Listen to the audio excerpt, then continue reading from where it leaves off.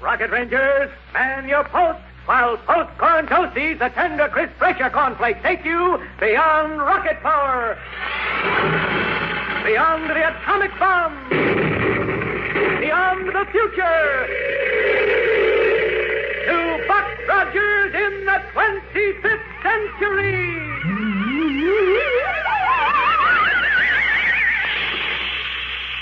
We are now 500 years in the future with Buck Rogers on the planetoid Magna.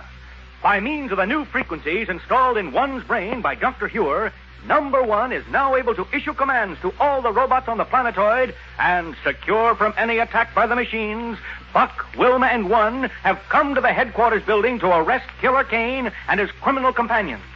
Kane challenges Buck to a fight, and Buck accepts. They throw aside their weapons, and with Wilma, the two giant robots, and Bran standing by, the fight is on. Buck sidesteps Kane's first bull-like rush and drives a hard right home to the killer's jaw. Kane shakes it off and charges again. This time his fist clashes against the side of Buck's head. Buck staggers back, and Kane is on top of him. His great weight knocks Buck to the floor. But before he can be pinned down, Buck rolls aside and is on his feet once more. Now, moving with even greater speed, Buck lashes lefts and rights at Kane's face. But nothing can stop the killer from pouring in. Buck is forced to give ground, ducking, sidestepping, keeping just out of Kane's reach, still jabbing hard, straight left to the face.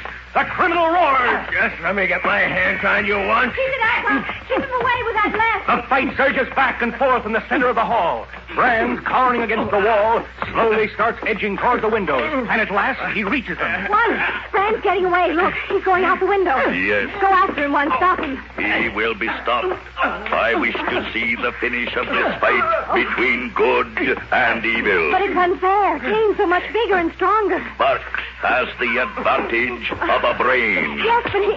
Good work, Buck. Keep it up. Oh, Buck, you've got to win.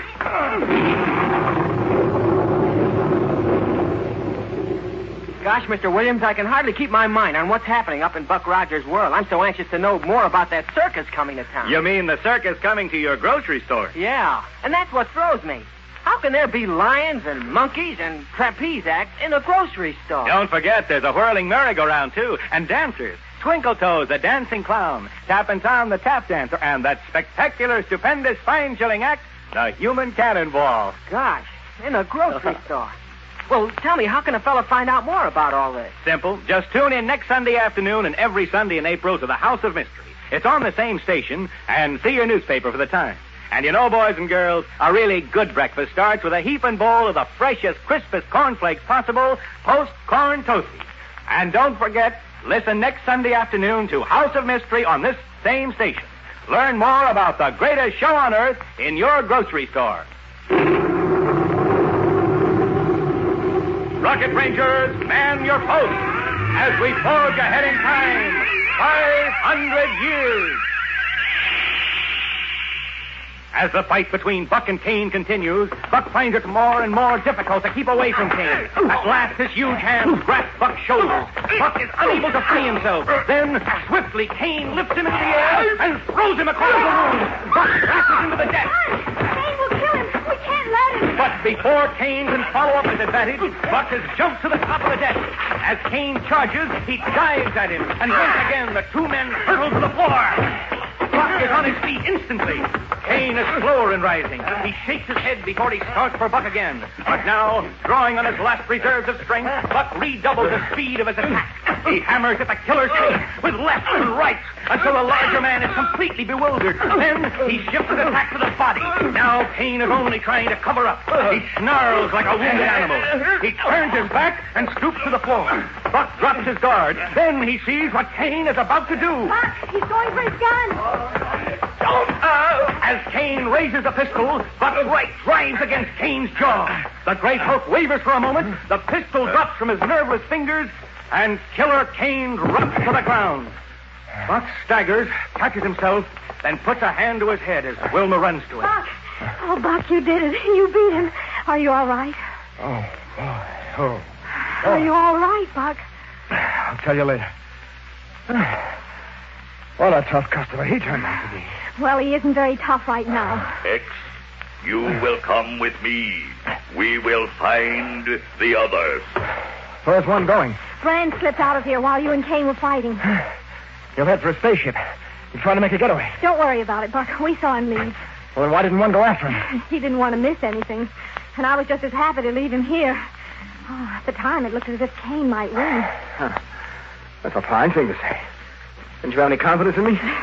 Tell the truth, Buck. Were you always sure you'd win? Then when he first hit me, I thought I'd been kicked by a mule. I have my first aid kit. I'll see what I can do to fix up your face. How does it look? Oh, it'll be hard to tell until we can clean it up a little. I imagine it'll look lovely. Something like a black and blue sunset. I'll never mind it. First, we better tie up Kane and then go after Brand. You can leave him and Bassett to one. I'm sure one sent a message to the 10s to pick them up. They won't get away. Okay. We'll just make sure that Kane doesn't. Then we'll call Doc and have him bring the submarine down. It's hard to believe, Wilma. But it looks as if the mission has been accomplished.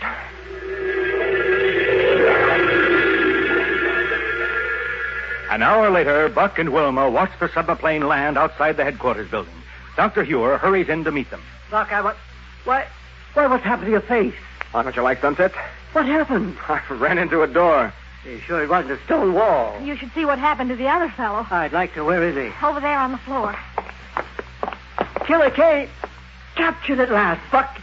It seems too good to be true. I knew you'd recognize him, Doc. He looks just the way he used to. Oh, well, not quite. Yes, Rogers. I'll kill him. The man is obviously delirious. You tricked me. Yes, it's a good trick, too. You should learn it. They call it a right to the jaw, Kane.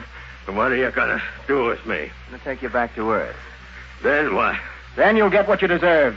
I got a right to a trial. You'll have one. But it won't last long. Look, Rogers, maybe we can work a deal. Try it with the Supreme Court of the Earth. But here comes one now, and he doesn't have Brand or Bassett with him. One, where are they? Brand and Bassett have been captured and placed on board the submarine. Oh, good. They have been placed in the hospital. The hospital? In attempting to escape, they damaged themselves. Seriously, I hope. The damage is reparable. From them we learned what happened to X's brain. Well, tell us. Where's X now? He has gone to the laboratory, where he will wait for me. Well, what happened, One? X wished to contact me on the Earth and ordered that the power of his brain be increased. The same way Dr. Heur stepped yours up? Yes, it was necessary to disassemble the brain. Kane, Brand, and Bassett arrived before the operation had been completed by the laboratory technician. Oh, I see. Brand stole the section of the brain which contained the law. And as a result, X was not able to distinguish between right and wrong.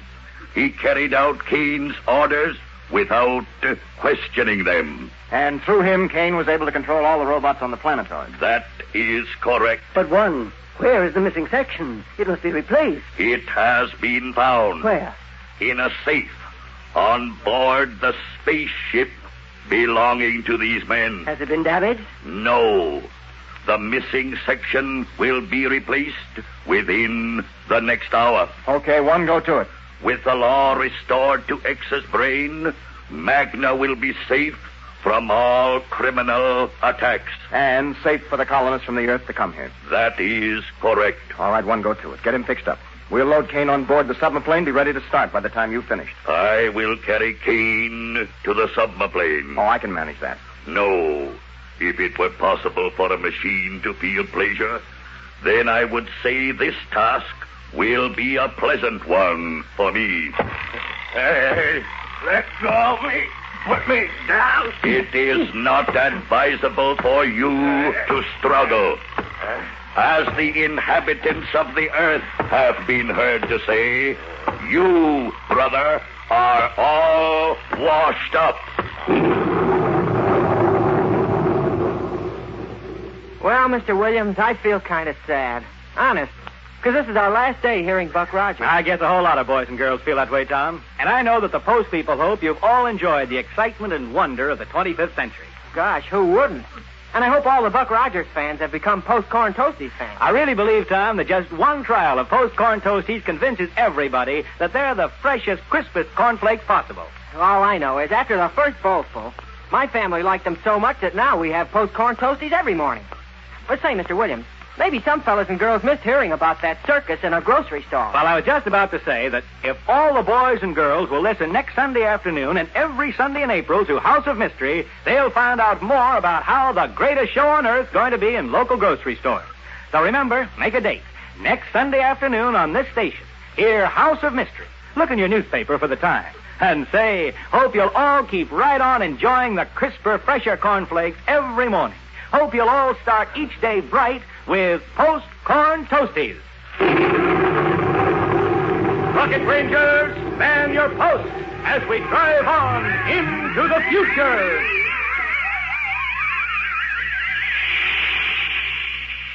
The missing section of X's brain is replaced, and after it has been thoroughly tested, one is satisfied that the management of the planetoid will be in safe hands once more. Then, one boards a submarine which is ready for the takeoff and joins Buck, Wilma, and Dr. Heur in the control room. Now, Buck is at the controls with Wilma beside him. Gyroscopic elevator. Set. Sensitizers. Full power. Rocket Rangers, man your post. Stand by for takeoff. Here we go. Goodbye, Ed. Goodbye, Magnus. Have you called the president yet, Buck? No, Doc. I wanted to be able to tell him that we were on our way home. Well, let one take the controls. Call him now. Okay, one, take over. Straight into space, then circle the planetoid and head for the Earth. It is in my brain. No, wait. Wait, what's the matter? I've already called them. I'd forgotten. It's the middle of the night in Niagara. Oh, he won't mind waking up for this news. What's the idea? Call me in the morning. Yes, sir. You say he wouldn't mind, Wilma? Yes, sir. Buck, is that you? I was asleep. I didn't realize it was your telephone that was ringing. Oh, I'm sorry to have disturbed you, sir. No, that's perfectly all right. What do you have to report? What's happened? The mission has been accomplished, sir. We're on our way home. What?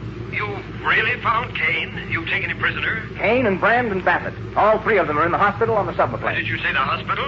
Well, they need a little medical attention at the moment. Oh, yes. But they're under heavy guard. They won't escape. Buck, this is wonderful news. The Earth, the whole solar system is grateful. We feel pretty happy about it ourselves, You yes? deserve anything we can do for you. First, you get that leave I've been promising. You and your whole crew. That's a dangerous promise, sir. Whenever you mention leave, something always happens. Well, we won't let it happen. No, Buck, I promise, and I'll keep my promise. Okay, sir. Now, you just hurry home. We will, sir. Good night, sir. Well, a vacation, gang. Where shall we go? California. Oh? Look, what about you and me going to Niagara Falls? Well, that's just outside the capital. I know. But in the 20th century, it had quite a reputation as a vacation spot. I'll tell you all about it before we get down to Earth.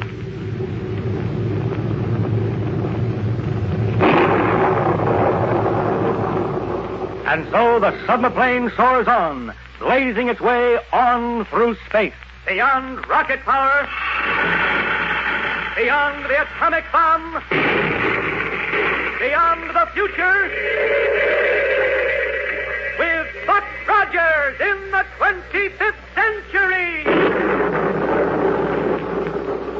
Buck Rogers with John Larkin, Virginia Vass, and Edgar Staley has been coming to you by Post-Corn Toasties. Beginning next week, Buck Rogers will no longer be heard at this time. Instead, Mutual will present a dramatic program of best-loved children's stories, Adventure Parade. Be sure and tune in at this time for Adventure Parade. This is the Mutual Broadcasting System.